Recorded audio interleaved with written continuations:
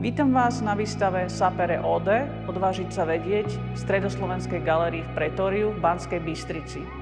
Výstava predstavuje práce študentov zo 4 vysokých umeleckých škôl z Nového Sadu, z Budapešti, Varšavy a samozrejme z hostiteľskej inštitúcie Akadémie umení v Banskej Bystrici.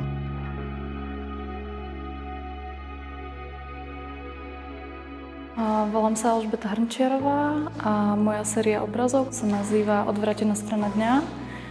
Vychádza z mojich nočných prechádzok počas lockdownov spôsobených blízkou pandémiou.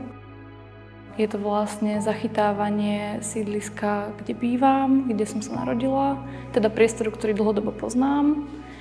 Tou celou situáciou som ako keby získala možnosť celé to sídlisko spoznávať na novo a nájsť akýsi duch toho priestoru, niečo ako genius loci, čo sa väčšinou týka väčších miest, ale samozrejme sa dá nájsť aj v takýchto menších mestských usadlých oblastiach.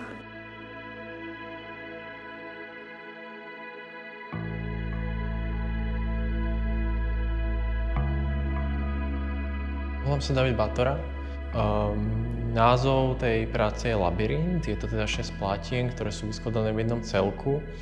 A nejak tak reflektujú to obdobie, ktoré vlastne bolo po tom roku 2020, keď sme boli vlastne uzavretí nejakým spôsobom doma medzi 4 stenami. A ja som už dlhšie pracoval s priestorom v umení, ako aj ma nejakým takou optikou malby zaujímal plenér, dá sa povedať krajina, príroda.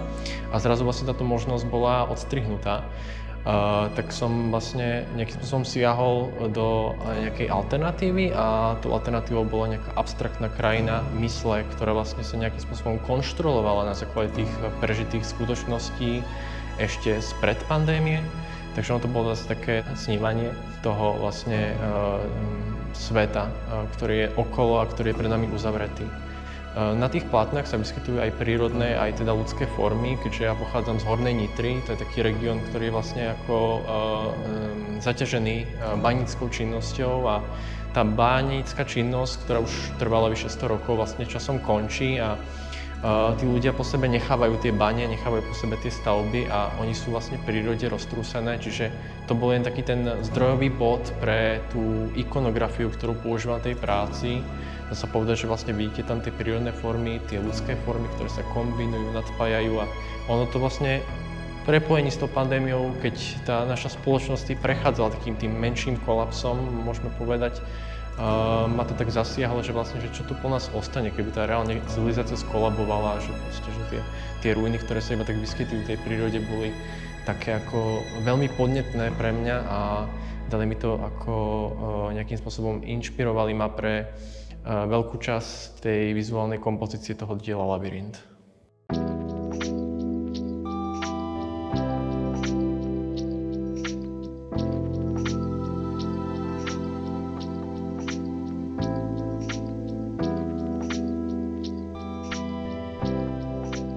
Volám sa Tereza Antolová a študujem priestorovú tvorbu na Fakulte výtvarných umení. Tieto práce, čo sú vystavené, vznikli minulý semester. Ako môžete vidieť, je tu prepojenie sochy, reliefu a malby.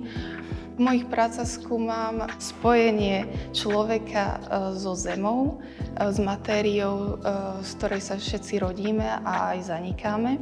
Práce sú priamo prepojené so mnou, tým, že zobrazujem samú seba, prepájam sa s mojou domovinou, s Liptovským Mikulášom, z miestom, odkiaľ pochádzam, tým, že používam zem z konkrétnych miest z okolia Liptovského Mikuláša. Sú to miesta, kde sa bežne pohybujem a takto zbieram rôznu farebnosť zemí. Zem vnímam ako lono, z ktorého sa všetko rodí. Je to taká naša matka, naša domovina. Preto je pre mňa taká dôležitá práca s ňou.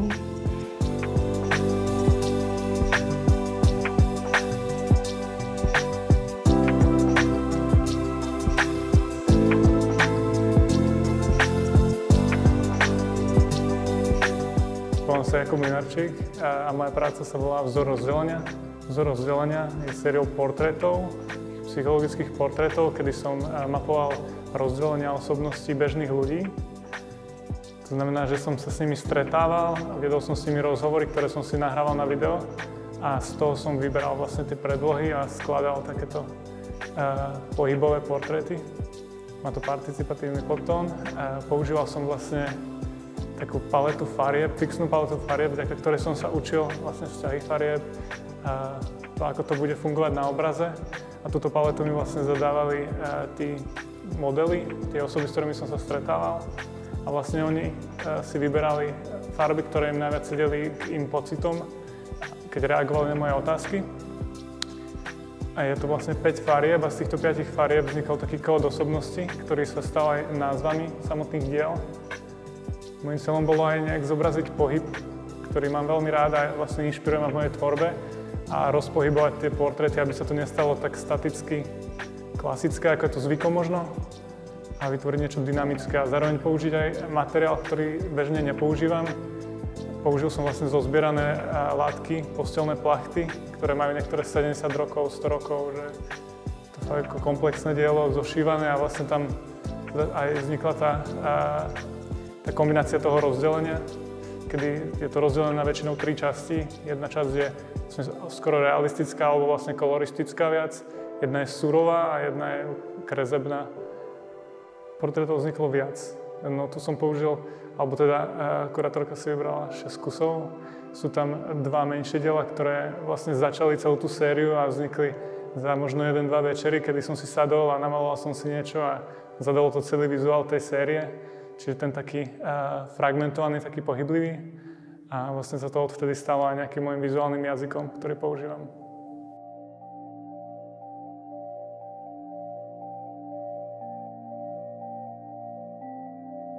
Volám sa Jana Čepa a som doktorantkou na Akadémii umení tu v Banskej Bystrici. Mojou témou je les a krajina. Spracúvam bezprostredné zážitky z prírody, ktoré následne malujem na obrazy.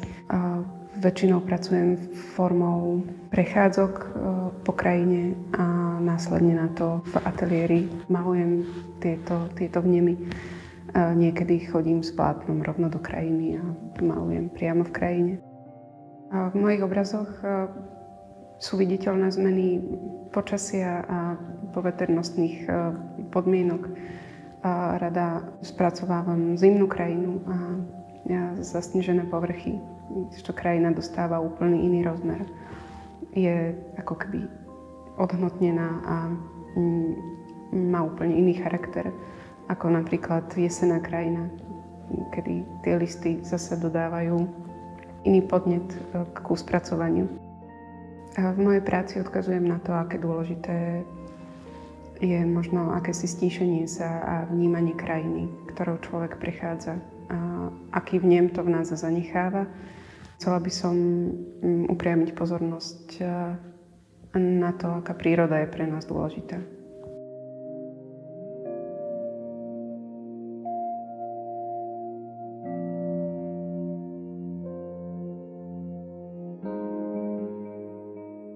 Volám sa Silvia Balažová. Výber týchto starších diel na tejto výstave nadväzuje na moju bakalárskú prácu, kde som skúmala a hľadala výrazové možnosti krajiny. Na tvorbu týchto diel používam autorskú techniku, kde využívam prírodný pigment, spirulinu, ktoré je taktiež doplnkom stravy. Kompozície na plátnach na ráme tvoria nájdené štruktúry a obrysy predmetov z prírody, ako sú kamene, drevo alebo sneh. Visiaci objekt vznikol ako záznam akcie, kde som ležala a objímala 300-ročný zrúbaný strom. Tieto diela reflektujú nejakú moju vnútornú potrebu tvorby priamo v prírode.